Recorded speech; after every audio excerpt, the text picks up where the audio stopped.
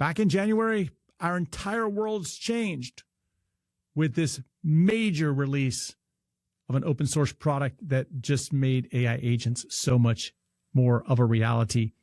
And in this episode, we're going to look at some of the lessons learned over the last 3 months, some things that I want you to take away from as we dig deeper into the world of AI agents. Welcome to Fix My Business, the show that helps you grow and fix your business so that you can grow it to what you want it to be. I'm your host, Scott Todd. I've built multiple 7-figure businesses, and we're going to dig in today to the world of AI agents. Now, here's what happened. Back in January, this open source project just took off. It was called OpenClaw. It still is called OpenClaw. It went by a number of different names. And the whole concept of this project, if you're not familiar with it, is that ultimately we could use AI subscriptions that we already had. Primarily, a lot of people were using the Anthropic subscriptions, and this thing was crazy good. Okay, it still had problems, but remember, it was new to us, and it was what made it so great was the ability to do automated tasks for us.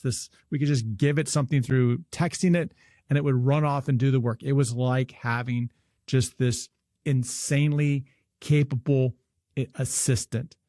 Now, when it was set up, one of the things that allowed people to use is their subscriptions. They were able to use their subscriptions, and that made it very affordable to use because you could be on a $200 a month plan or a $100 a month plan.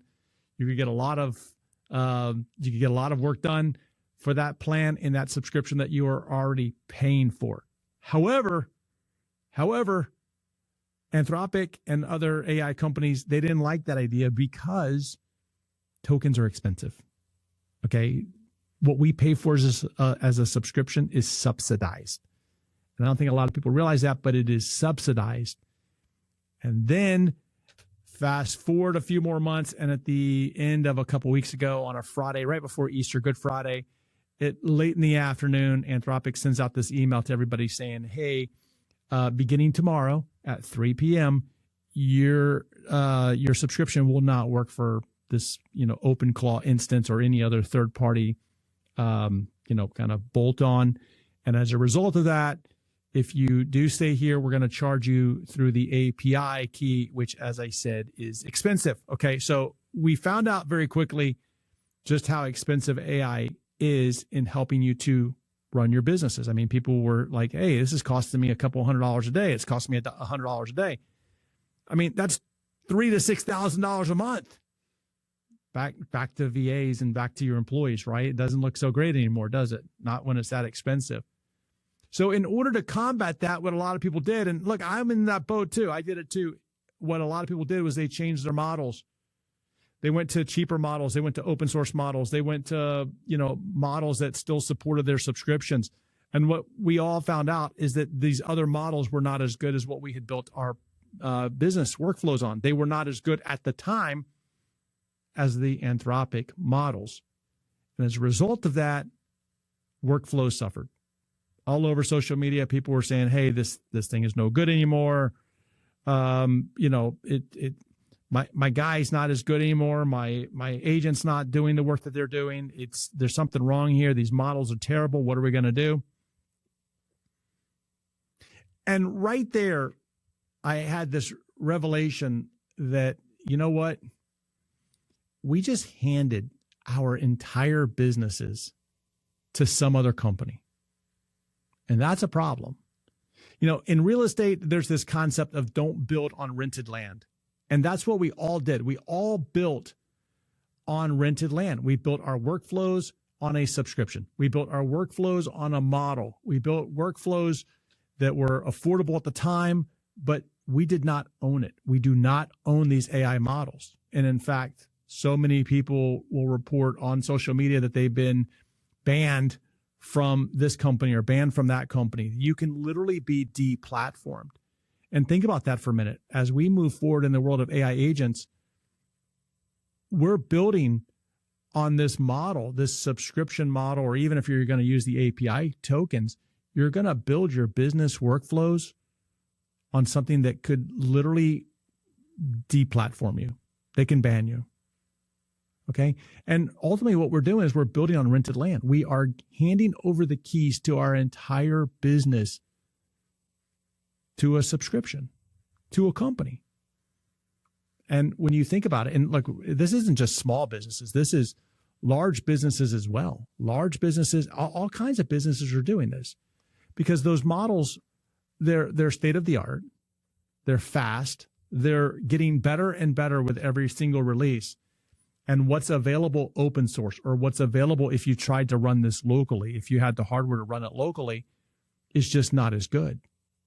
The local models are getting better, but there is a lag, because what happens is what you see in your state-of-the-art models like, Claude or OpenAI, what you can do locally or through open source at a cheaper rate is probably 7 to 9 months behind. So there's a trailing period of time in which this catches up to the state-of-the-art models. But I want you to really sit with this for a minute and truly understand that, we have done this. We've handed over the keys to some other company. And also there's other traps that we've created along the way. In 30 years of business, I've studied business for 30 years, probably longer than that. I mean, I've been studying business and entrepreneurship since I was a teenager. And in this entire time, the one thing that I've realized is that there's 4 traps that ultimately hold processes and companies back. One of them is what I call the memory trap. And the thing about the memory trap is that the memory trap is when a certain employee, or let's go with an employee, knows how to do something. They become the linchpin of the business. They have all of the institutional knowledge. They walk out the door, and guess what? They take with them that institutional knowledge. With AI, it's worse. Okay. With AI, it's worse because it's not just the knowledge. It's the actual tool. It's the actual workflow. We can't transfer these workflows easily. We can do it. We can replicate it in new models. We can replicate it with new services. But even with AI or with OpenClaw, it allowed us to create these skills, these repeatable skills that we could plug into other models. But we've also built these workflows on this model, on this particular company. And if something happens to that company, well, guess what? There goes our business too, right? Like we're on the struggle bus again. So what are we going to do about it? Now, look, I'm not telling you not to use AI. That would be crazy. That would be like, hey, don't use the internet. Because AI is literally not going anywhere. It really isn't going anywhere. Okay. But I want you to ask yourself these 3 questions, because these are the questions I'm asking myself as we build out tools and we build out our automations. Number 1, what happens if that model or that tool or that subscription disappears tomorrow? What breaks? Okay. And if you're like, oh, I can survive without it. Okay. You're fine. No problem. But if that thought of being banned by an AI company, deplatformed, makes you just sick and you're scared, guess what? You're building on rented land. Okay.